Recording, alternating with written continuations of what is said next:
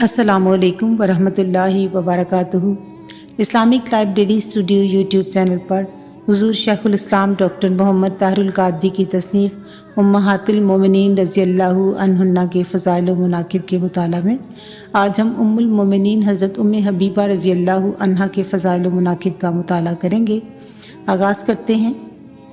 ام المومنین حضرت ام حبیبہ رضی اللہ عنہا بیان کرتی ہیں کہ میں نے حضور نبی اکرم صلی اللہ علیہ وآلہ وسلم کو فرماتے ہوئے سنا کہ جو مسلمان بندہ ہر روز اللہ تعالیٰ کے لیے 12 رکعت نفل پڑھے گا اس کے لیے ان کے بدلہ میں جنت میں گھر بنایا جائے گا۔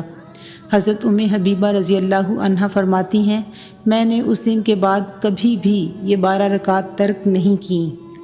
امام زہری بیان کرتے ہیں کہ نجاشی نے ام حبیبہ بنت ابی سفیان رضی اللہ عنہا کی شادی حضور نبی اکرم صلی اللہ علیہ وآلہ وسلم کے ساتھ 4000 درہم حق مہر پر کی اور اس کی خبر بذریعہ خط حضور نبی اکرم صلی اللہ علیہ وآلہ وسلم کو دی تو آپ صلی اللہ علیہ وآلہ وسلم نے اسے قبول فرما لیا۔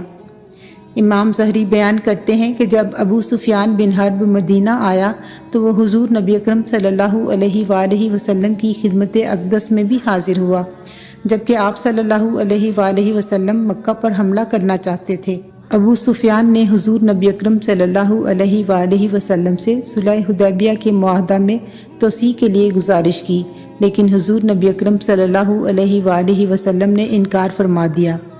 پس وہ کھڑا ہوا اور اپنی بیٹی کے پاس چلا گیا، لیکن جب وہ حضور نبی اکرم صلی اللہ علیہ وآلہ وسلم کے بستر پر بیٹھنے کے لیے بڑھا تو ام المومنین حضرت ام حبیبہ رضی اللہ عنہا نے اس کے بیٹھنے سے پہلے ہی وہ بستر لپیٹ دیا۔ اس نے کہا اے میری بیٹی، کیا تو اس بستر کی وجہ سے مجھ سے نفرت کرتی ہے یا میری وجہ سے اس بستر سے؟ انہوں نے کہا یہ حضور نبی اکرم صلی اللہ علیہ وآلہ وسلم کا بستر ہے اور تم ایک نجس اور مشرک انسان ہو۔ یہ سن کر اس نے کہا اے میری بیٹی، البتہ میرے بعد تم شر میں مبتلا ہو گئی ہو۔ اس کے ساتھ ہی ہمارے آج کے مطالعہ کا وقت ختم ہوا۔ آئندہ تک کے لیے اجازت دیجیے۔ اللہ حافظ۔